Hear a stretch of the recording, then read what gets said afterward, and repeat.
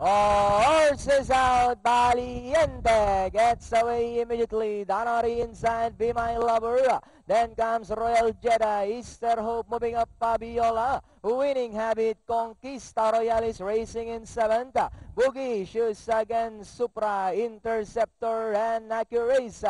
Into the turn they gallop, Be My Lover and Valiente are parting out for the lead. And in 3rd comes Easter Hope. 2 lengths for a back. In 4th comes Royal Jeddah, Fabiola. Now will to take 4th. Conquista Royalis racing in 5th. Winning Habit, Supra, Interceptor, Accuracy, and Boogie Shoes again now racing in last.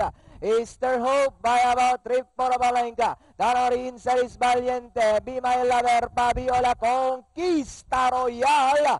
Joining them, Conquista Royal now takes the lead by a length. Fabiola draws back in 2nd, and in 3rd Easter Hope, Be My Lover. Then comes Valiente, Supra, Accuracy, Interceptor. Winning Habit, Royal Jeddah, and Boogie Shoes again as they come down to the last 200. And it's still Conquista Royal by about 3 lengths.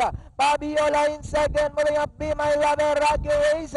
Last 100 meters. And it's still Conquista Royal by about 4 lengths over Fabiola. And finally, Conquista Royal. 2nd is Fabiola. Be My Lover, Interceptor, Supra, and Accuracy for your Super 6.